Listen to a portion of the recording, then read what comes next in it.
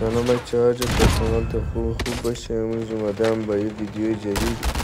یه ویدیوی من دیدم که قرار سیزن بعد فکر کنم این نایف لژندری بیاد.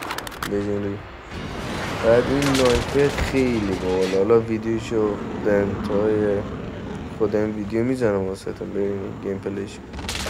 این نایفی هست که چجوری بهتون بگم، مثل برقی باشه. بعد حالا در انتهای ویدیو میذارم ببینید شما.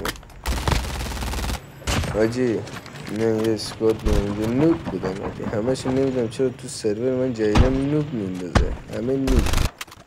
خودتون ببینید فقط نوبنم. حالا این یاروه باله، اینجا من یکم دمیجش میکنم، خودم نایفش کنم، دیدم خودکشی کرد، زوم کش شد. بالا خدا وکیلی زوم کش شد، اصلا خیلی عجیبه زوم کش شدنش. یاجی تو سرور من جدیدن همه نوبه، خدا وکیل. حالا نمیدونم اگه شما مثلا جدیدن نوبه، حالا منم رنگم رو رژیم کردم، اگه شما تو سرورتون نوبه تو کامنت ها بگیم حاجی. نمیدونم داستانش چیه، این چه بازی باز اکتیویژن واسه ما آورده، خیلی عجیبه.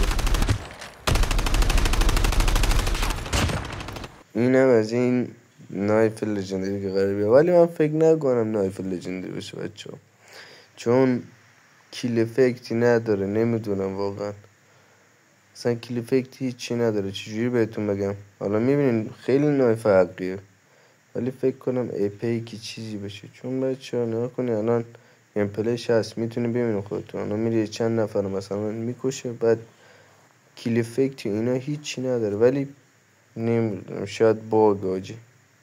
شما اگه داخل این کیل افکت میبینی بگیم به، نمیدونم واقعا، شاید هم کیل افکت داره من نمیبینم. ولی کلا اگرم کیل افکت داره، کیل افکت خوبی نداره حاجی، اصلا کیل افکت خوبی نداره منظر من. حالا شما هم نظرتون رو تو کامنت ها بهم بگیم بچه ها. دمتون گرم بچه ها، تا اینجا ویدیو بودیم. عشقانم بچه ها، پرچمتون بالاست. انتهای ویدیو گیم پلیه، خواستین ببینین نخواستین نبینین. خیلی دمتون گرم، عشقانم. لایک و سابسکرایب فراموش نشه. چشماتو ببند تا بگم که چقدر میخوامت بدجور عشق دلم. چشم من همش میپاره مثل تو، اصلا کی داره خوشگلی ازت میباره. همون شبی که بهت خورد چشم شونم خورد به هم، ما زدیم زل به هم. یکم پیشت شدش هول دلم، دیدم باید ازم و من بهت لو بدم. بالاخره کارتو کردی، اگه نتونم ازت دل بکنم چی؟ تو دلمه واسه طرفای قشنگی، ای دلم میخواد تو رو دست خودم نی. بالاخره کارتو کردی، اگه نتونم ازت دل بکنم چی؟ تو دلمه واسه طرفای قشنگی، ای دلم میخواد تو رو دست خودم نی.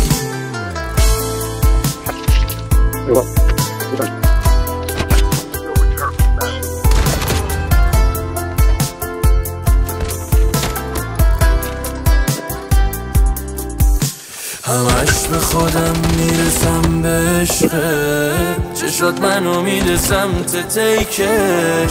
نفسم ببین من گذاشتم کنار اسمت یه قلب قرمز.